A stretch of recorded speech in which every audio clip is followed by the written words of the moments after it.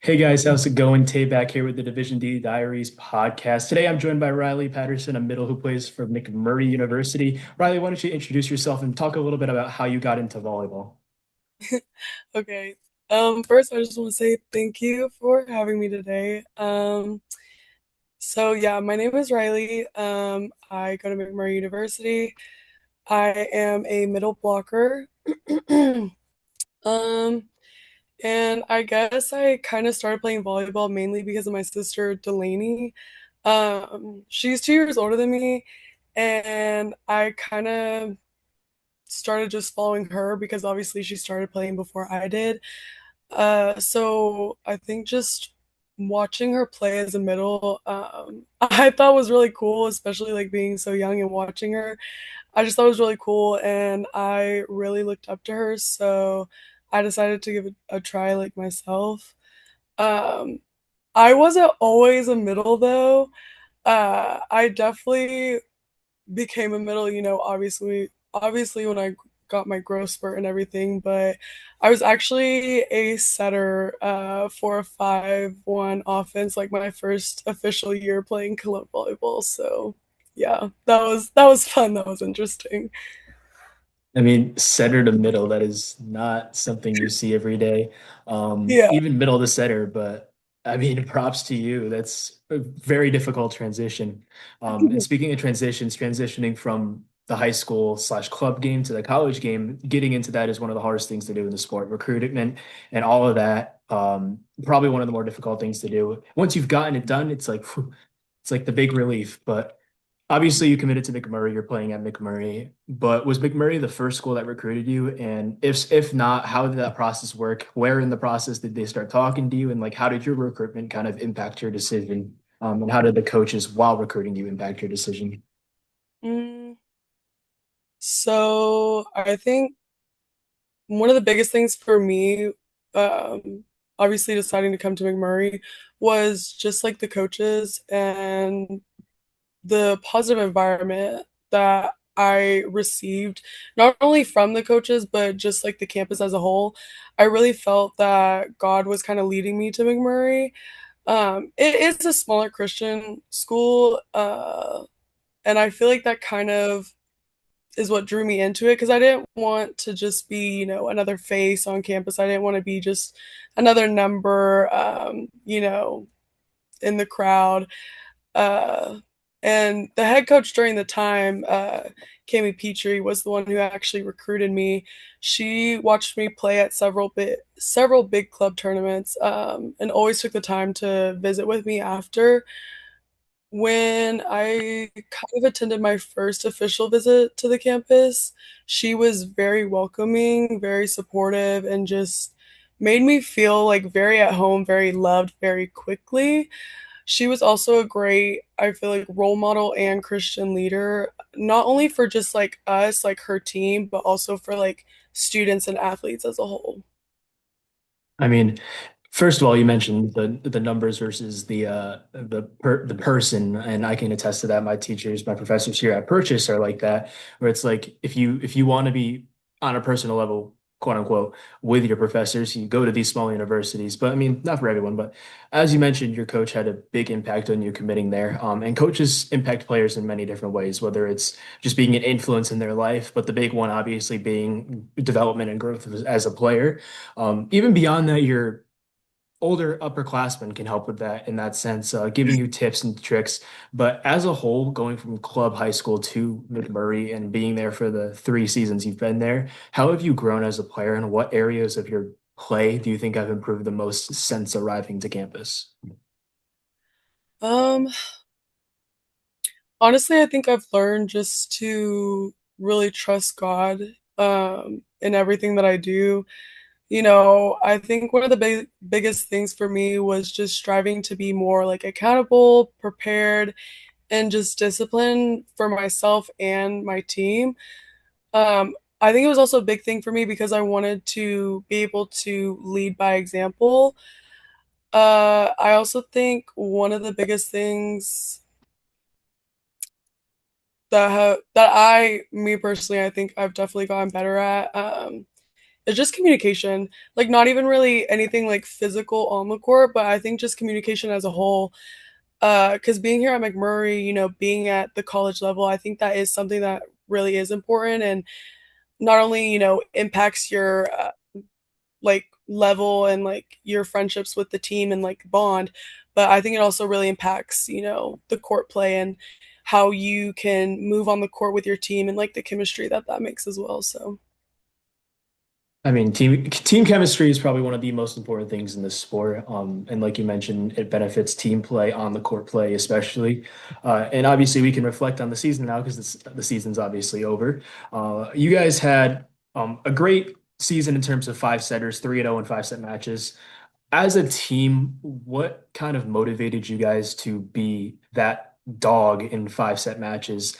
Because it's winning a five setter is one of the harder things to do in the sport of volleyball. To go 3-0 in five setters is even more difficult because you're tired, your energy's drained going into the fifth set. But the team that often has that bigger burst of energy first going to set five, it ends up being what pushes them over the edge. So as a team, like what did you guys do to prepare yourselves for these late games? Because you also had a fairly good record in four setters as well. So anything going into extra sets, as you may say, you guys did fairly well in, but especially in those five setters. So as a team, what kind of pushed you to do that well in five setters, and what kind of training went into preparing you for that endurance? mm, I think overall, this past season, obviously, as you said, it did go pretty well. I think one of the biggest things I think that really helped was just the fact that we were able to work together and even, new players coming in, we were able to adjust, as well as Coach Cleveland, this past season, this was her first year being our head coach. And I'm extremely grateful for my teammates and, the love that we have for each other, our chemistry in the locker room and on the court. And I definitely think again, that was like one of the biggest things that held us together was just like the chemistry that we have because we do a lot of like outside activities with each other. We have a lot of time where, we either just hang out with each other, we volunteer with each other, just we're always together as a team. And I think that's one of the things that's really held us together or, has been the glue for us, just being there for each other and supporting each other. We're all in this together at the end of the day. And so, I think that was one of the biggest things because we're on this ride together. So obviously we can relate to one another when it comes to, either wins or losses. Wins, losses, all the above. Games are games, experience is experience. And obviously, you guys compete in a very challenging conference in general. But big five set win over Latorno this year. Um, and just in general, the competition you guys play is up there in terms of conferences with Austin College is up there. They had a good season. St. Thomas getting Carly Lane over there from D1 Tarleton. So level of competition is very high in that conference. And how has that pushed you guys as a program in general? Um, to get to the point where you are, you can reflect on the season and say, hey, we might not have gone very far, but it was still a very good season, which is not something many schools can reflect on in a positive manner. A lot of schools are like, oh, we didn't make playoffs. Oh, we didn't win our tournament. Season sucked.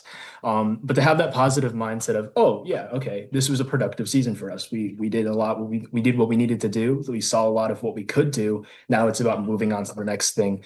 But more focused on conference because obviously, unless you're going for a at-large bid, that's what matters most is your conference matchups, and you compete in it. Like I said, a very good conference. How has that got pushed you guys to be in that positive sense? Like, yeah, we compete in a good conference, and we competed in a good conference.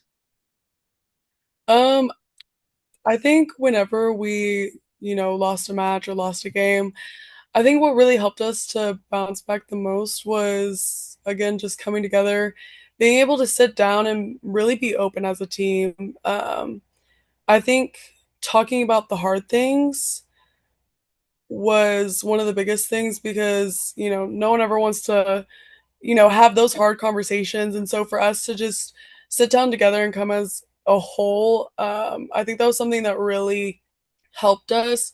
Um, Not only to just be positive with each other, but be positive with ourselves and, figure out what we could do better as a team and discuss what we can what we can contribute like individually to help the team to be more successful. So Teamwork makes the dream work. So obviously we've been talking a lot about the overall season, some bigger wins, good conference, all the above.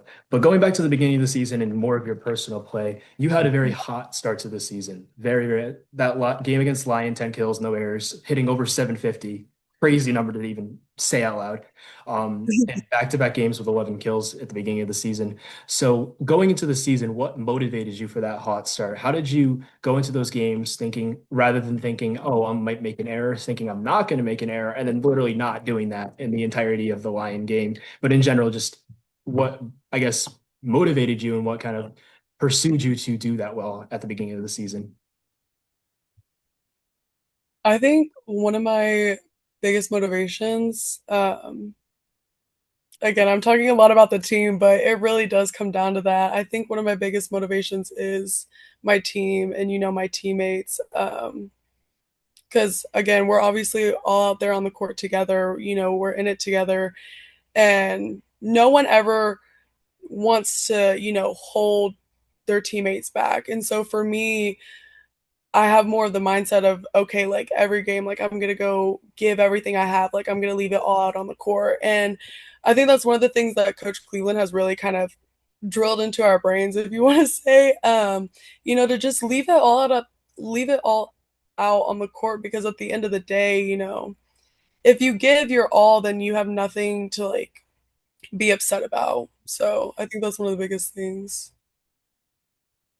And I mean, in general, incredible season from you. So congratulations to you on that. But couple last questions. The first is you talked about your Mm. teammates quite a bit. Um, but in general, what are practices like? Just the vibe, not even beyond the playing. What are the vibes like of your practices where you're just like, this is fun. I love doing this. You go in there, have a good time. But like, is there like a lot of joking? Is it more serious? Is there a nice balance of both? So what are like, take us inside a McMurray practice. You're walking in for the first time, say like you're a recruit. What should you expect going into it? I think the thing that you would notice the most is probably the music. Us as a team, I think that's one of the things that gets us really like motivated, gets us ready for a practice or a game or anything like that. Is music. We love listening to music. We love listening to it before games, during practices. Um, just because it gets us all hype and it gets us all like ready, to like start the day, start the practice. I think another thing too is, yeah, we do have a good balance between joking and then also being serious, knowing when to lock in, knowing when to kind of, I guess, flip the switch between, oh, we were, laughing, having fun. Well, now, it's time to be serious. So I think we do kind of have a very good balance when it comes to those two things. I mean, having a good balance in general is very nice to have. I know a lot of Mhm. teams out there, and this is no disrespect to them, that they don't have that balance, and that doesn't mean they're necessarily bad, necessarily good from either Mhm. sense. But having that nice balance is incredible. But I do want to ask you one final question to kind of lead you off. Obviously, you've talked about your faith a lot on this episode, and as a person of faith myself, it has a strong connection when you're playing a sport of volleyball. How has your faith impacted you in a positive way in your development? For me, for example, like if I make an error, I might be upset in the moment, but then I remember, hey, it's like it's whatever, like it's all part of my plan. If I was meant to make this mistake, because there's only one way I'm going to improve from the mistake. But for you, as in general, how has faith kind of fueled you and made you like, I guess, in the mind, clearer in the head to be the college volleyball player that you are? Because putting up stats in any sense at the college volleyball level is extremely difficult. So just kind of talk about that. Yeah, I think obviously, going to McMurray and it being a big like Christian school, it's very Christian based. I think that's one of the biggest things that has kind of helped me. Also, to my coaches, my teammates, we're all very big, like God comes first, his will, his way. And kind of like how you said, I think one of the biggest things for me is just if it's meant to happen, then it does. And at the end of the day, like God will carry me through it, whether, that's a bad practice, a bad game, a bad set. At the end of the day, I remember to tell myself that it's in his hands. And yeah, I just always rely on him. I feel like at the end of the day, because I'm very thankful and blessed to be able to play the sport, obviously, and it's always by the grace of God. So yeah, I just make sure, whether it be after a practice or after a game, just to thank him and really be proud that I was able to have this opportunity to come to college, like to play this sport. Um, I think it's also nice too because one thing I really like about like my team and our coaches is after every practice, no matter, if one of like if I did good or if I did bad, at the end of practice we all kind of wash that away because we come together and after we've like had our talks, our huddle, we'll come together and we'll have a prayer. And I think that's something that I always look forward to, and I would say is like one of my biggest highlights is just being able to pray with each other after practices, after games, like it doesn't matter. And again, I think, it goes back to that whole bond. I just love that we're able to, I guess, be a whole and just give praise to God when we can. Yeah, I mean, prayer is something that is very, very, in my opinion, helpful because it's not only you're expressing yourself and expressing yourself to the Lord, but it's also a form of meditation. It calms you. Shout out my libero, Joey Toscano, who prays. You literally will see him before he goes on the court because he is our libero every game. There's been refs that have tried to rush him, but that man does not listen. He's very, very strong with that. But it is a very nice form of meditation, for lack of better words. It's relaxing, so I can definitely understand why that would be a highlight. But I know I said that was the last question, but one more question I love asking is obviously you said you look up to your sister a ton Mhm. with the terms of volleyball. Yeah. Outside of your family, outside of your sister, who would you say is your volleyball idol, for lack of better terms? Is there like a teammate that you've had that you've played maybe 2 years with, they graduated? Is there a pro player, a current D1, D2, even a different D3 player that every time you play against them, you're like, damn, this is awesome. Like, just who is that person for you? Obviously, you said your sister, but outside of her. Um, oh,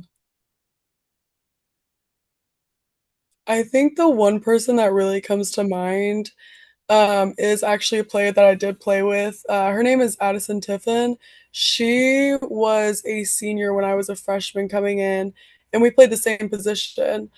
Ironically enough, she also went to a school that was like close to my hometown. So I kind of had known about her beforehand going to McMurray, but I didn't really know that she went to McMurray until I was there myself and saw her. And I think coming in as a freshman and getting to watch her play was just amazing because of course, us being in the same position, I looked up to her a lot and you know, had that mindset when I was a freshman of, oh, I want to be like her. Like I want to do as good as she does. Like I want to block these people as good as she does. I want to hit as good as she does. And she was always so encouraging and so nice when it came to like anything that I needed or if I had any questions, like she was willing to work with me on honestly whatever, which I think was really nice. And she's one of the people that I definitely will remember for the longest time, just because I think that she really left not only a big impact on McMurray itself, but a big impact on me, because having a senior, relate to a freshman and then just kind of like, I guess, taking me under her wing, if you want to say, which is something that I thought was really sweet and really, touched my heart. Personally, I love connections like that. Going back to how you started it, having those connections where you're like, oh, you went to a school 5 minutes down the road from me, and I didn't even realize. Shout out Kate Hamaker, who went to the same high school as me, and then when I went to Sage, I was like, made the connection. But those are like great connections, and obviously, like people don't realize, especially like just average casual fans is like, yeah, these athletes, us as coaches, all this stuff, we're at that level already. Doesn't mean we can't have idols. Like we always have those players that like you go against, you play with.